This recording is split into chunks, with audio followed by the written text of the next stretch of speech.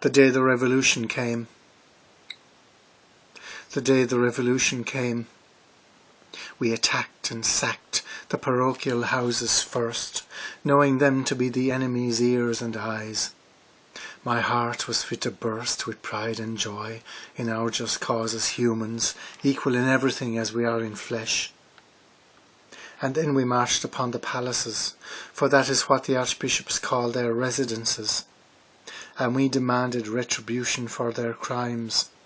But seeing no retribution was forthcoming from the devious bastard servants of the Vatican, we exacted the retribution of the people, and stripped the fuckers naked, and hung them high, as befitting their exalted state, by their heels from the nearest lamppost or tree. My heart was fit to burst with pride and joy in our just cause as humans, equal in everything as we are in flesh. They squealed like stuck pigs, some screamed, nor did they call upon their God to save them, but seemed irremediably lost, confounded by the pain, a pain that oft times preached about, but never felt, nor ever dreamed they'd feel in their own flesh. Rather was it an instrument for sowing fear among their so-called flock, as if we were sheep. Fear of what would happen were we to dare live by our own lights, take our own counsel, ignoring the siren call of paradise, which invariably seats one at the right hand of their Lord, promising all, but never, ever having to deliver. Fuck the Lord, we are all equal here. He who would be master, let him hang. He who would be a servant, he is a slave already. My heart was fit to burst with pride and joy in our just cause as humans, equal in everything as we are in flesh. The nuncio was intercepted at the airport, his diplomatic bag still intact, about to board a flight to Rome. Such a sweet catch was he. We proved immune to his diplomacy, our ears inured to his threats. His excommunicatory frothing at the mouth had us rolling in the aisles. His belated imprecations to mercy fell on deaf ears.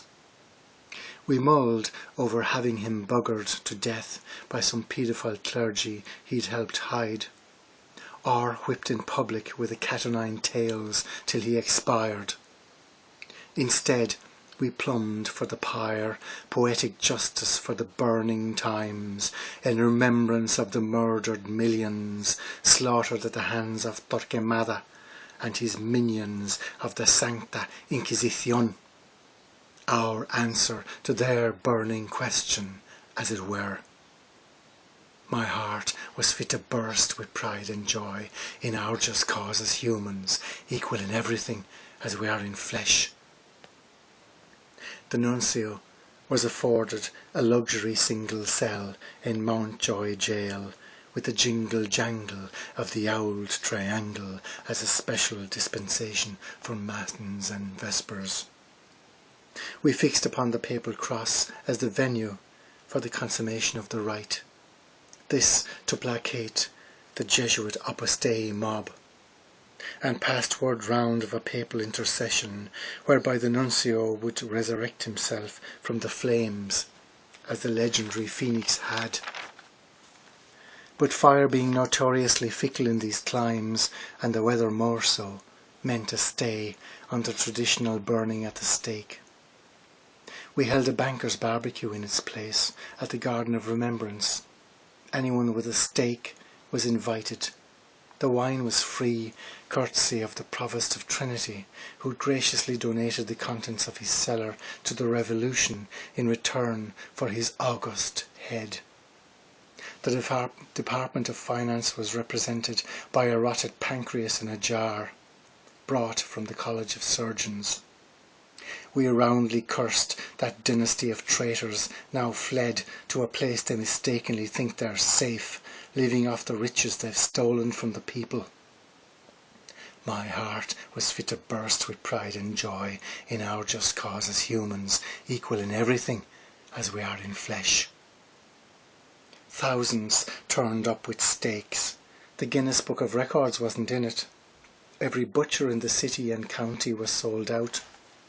Even Van Helsing made an appearance, swearing fealty to the revolution in a Wexford accent, wielding a sharpened stake, and with a claymore in his back scabbard.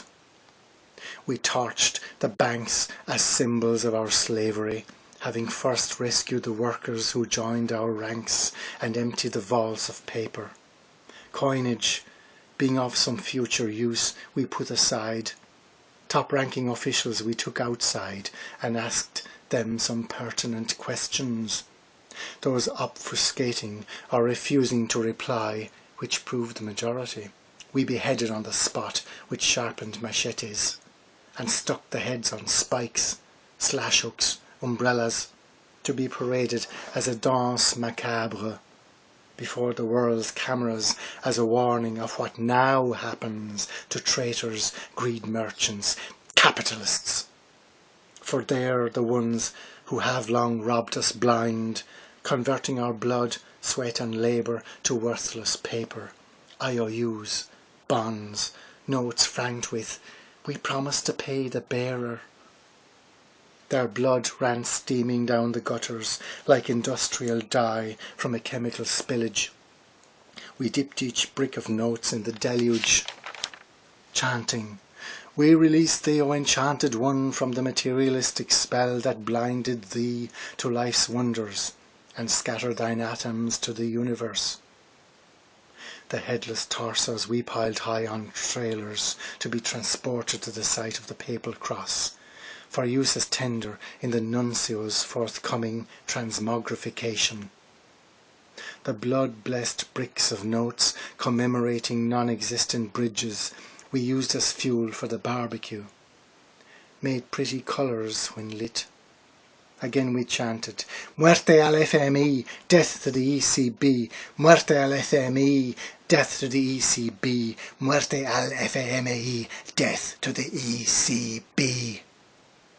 Their god-awful hegemony of suffering and death we consigned to the ashes. We burnt their banks and incinerated their banknotes. My heart was fit to burst with pride and joy in our just cause as humans, equal in everything as we are in flesh.